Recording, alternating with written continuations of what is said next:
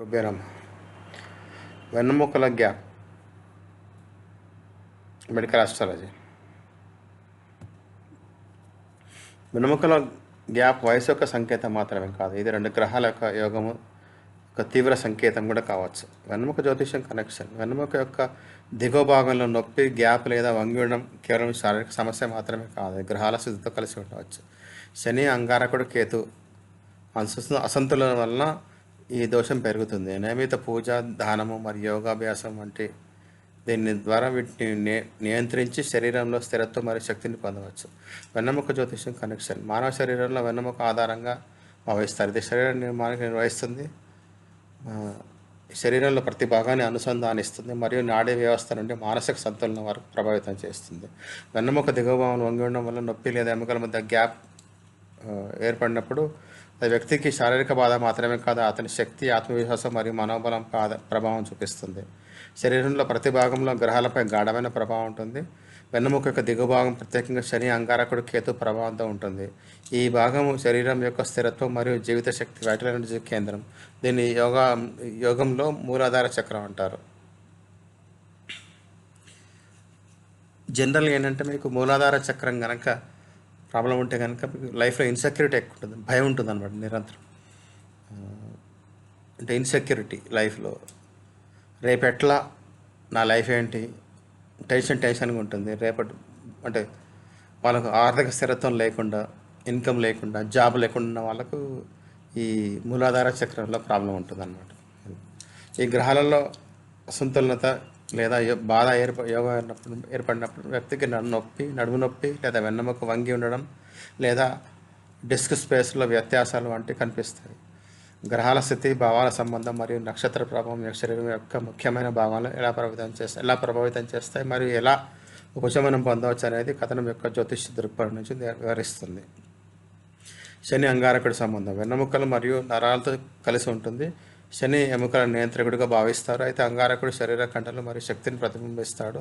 ఈ రెండు గ్రహాల మధ్య విరోధం లేదా ఘర్షణ ఏర్పడినప్పుడు, జోడెం, దృష్టి లేదా శత్రు సంబంధం వంటి వచ్చినప్పుడు అప్పుడు వెన్నెముక దిగువ భాగంలో బలహీనత, నొప్పి లేదా వంగి ఉండడం ఏర్పడవచ్చు. ఉదాహరణకు శని, అంగారకుడు 6, 8, 12 భావాలలో ఒకదానికొకటి సంబంధం ఉంటే కనుక లోవర్ బ్యాక్ స్పేస్ లేదా టైల్ బోన్లో గ్యాప్ ఏర్పడుతుంది. 8వ మరియు 12వ భావం. 8వ భావం శరీరంలోని లోతైన మడతలు, ఎముకలతో కలిసి ఉంటుంది. ఇక్కడ శని, అంగారకుడు లేదా రాహు వంటి గ్రహాలు బాధితులై వెన్నెముక వికారం లేదా గ్యాప్ యొక్క సంభావ్యత ఉంటుంది. 12వ భావం శరీరం యొక్క దిగువ భాగానికి ప్రతీక. ఇక్కడ కేతు లేదా ఏదైనా అశుభమైన గ్రహం ఉంటే కనుక వ్యక్తికి సెక్రల్ బోన్ లేదా తోక ఎముకలు అంటే టైల్ బోన్లో నొప్పి అనుభవం కలగవచ్చు.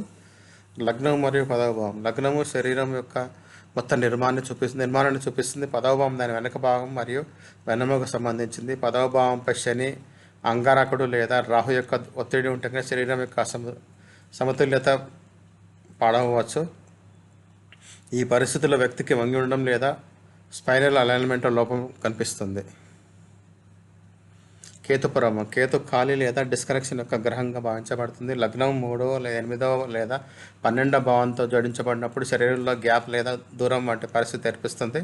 వెన్నెముకలు ఈ ప్రభావం స్పైనల్లో వాక్యూమ్, నరాలలో ఖాళీ కనిపిస్తుంది.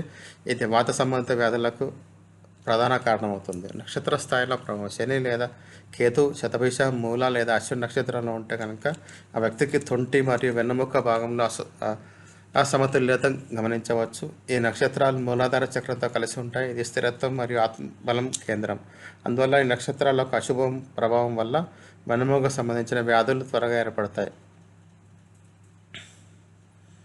ఇదొక జాతకం ఉంది, జాతకం అండి.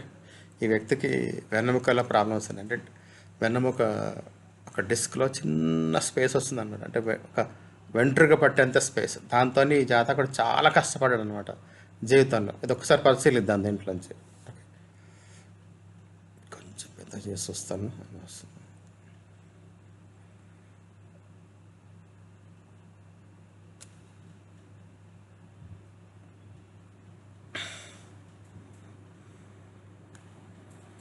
ఓకే, ఇప్పుడు ఇందాక మనం కండిషన్ చూసాం చూడండి. శని అంగారకం కనెక్షన్ ఉందా లేదా చూద్దాం. ఫస్ట్ మనం నెంబర్ 1 కండిషన్ ఇదే. శని అంగారకుడు, శని అంగారకుడు ట్రైన్స్లో ఉన్నారు. 1-5 కనెక్షన్ ఉంది వీటికి. సో ఇది ఎస్టాబ్లిష్ అయింది కనెక్షన్. ఓకే, దానివల్ల మీకు ఆ ప్రాబ్లం ఉంటుందని చెప్తుంది ఇది మన రూల్ ప్రకారం, రూల్ నెంబర్ 1. ఓకే, లేదా శని అంగారకుడు 6-8 వల్ల ఉంటే కూడా లోవర్ బ్యాక్ స్ట్రెస్, టైల్ వల్ల గ్యాప్. 6-8 వల్ల ఉందా కనెక్షన్, అది చూద్దాం మనం. శని అంగారకుల కంటే చూడు, శని నుంచి 5th హౌస్లో ఉన్నాడు కానీ 12th లాడు. ఇక్కడ సాటర్న్ 12th లాడ్లో, సాటర్న్ నుంచి అంగారకుడు 12th లాడు. ఇదొకటి కనెక్షన్ ఉంది. ఓకే, ఇంకోటి లగ్నం నుంచి చూసుకుంటే కనుక మీరు 6th హౌస్ సన్ అవుతుంది, 8th హౌస్ వీనస్ అవుతుంది. 6-8 కనెక్షన్ ఉంది కానీ 10th హౌస్లో ఉంది, 9th హౌస్లో ఉంది. ఓకే, సో ఇది చూడండి. తర్వాత నెక్స్ట్ 8వ మరియు 12వ భావం శరీరంలోని లోతైన మడతలు మరియు ఎముకలతో కలిసి ఉంటుంది. శని అంగారకుడు లేదా రాహు అంటే గ్రహాల బాధితులైన వెన్నెముక వికారం లేదా గ్యాప్ మధ్య సంభావ్యం ఉంటుంది. అంటే ఇక్కడ మనం చూడండి 8th లాడ్ కానీ 12th లాడ్ కానీ కనెక్షన్ అంటున్నాడు కదా. ఇక్కడ ఏ శని కానీ కేతు కానీ మనం ఇక్కడికి వచ్చి చూస్తే కనుక 12th lord Saturn, 12th lord Saturn కదా మనకి ఇక్కడ కనెక్షన్ ఉంది మనకి ఇక్కడ. సో అది ఉంది. ఓకే, సో నెక్స్ట్ లగ్నం మరియు 10వ భావం. లగ్నం యొక్క శరీరం యొక్క మొత్తం నిర్మాణం చూపిస్తుంది. 10వ భావం వెనక భాగం యొక్క వెనుకవు మరియు వెన్నెముక సంబంధించి. 10వ భావంపై శని అంగారకుడు లేదా రాహు యొక్క ఒత్తిడి ఉంటే శరీరం యొక్క సమతుల్యత ఏర్పడవచ్చు. 10th హౌస్లో సాటర్న్ ఉంది మనకు, అందుకోసం అది చెప్పుకోవచ్చు మనం.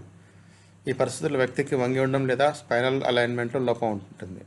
ఈ కండిషన్ కూడా ఫుల్ఫిల్ అయింది మనకి ఇక్కడ. అంటే ప్రతి కండిషన్ ఫుల్ఫిల్ కావాలని లేదు, ఇట్ ఈస్ మ్యాక్సిమం ఛాన్స్ అనమాట. ఎంతవరకు ఉందనే ప్రభావం. కేతు ప్రభావం. కేతు ఖాళీ లేదా డిస్కనెక్షన్ యొక్క గ్రహంగా భావించబడుతుంది.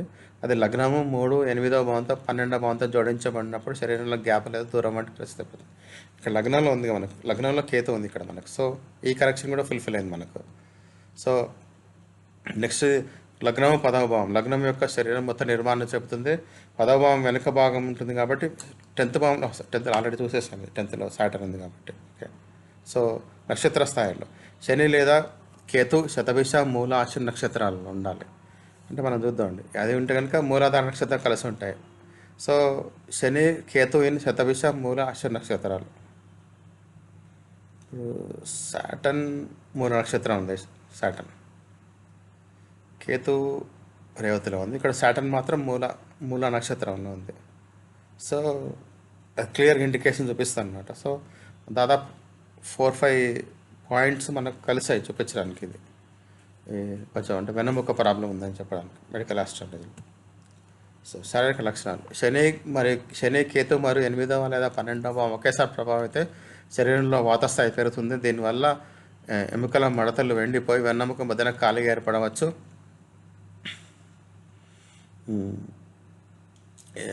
తర్వాత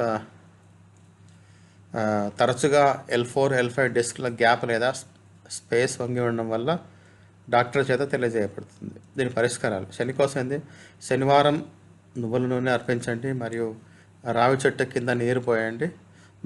అంగారకుడిని శాంతింపజేయండి. మంగళవారం బెల్లం మరియు మసూర్ దాల్ను దానం చేయండి.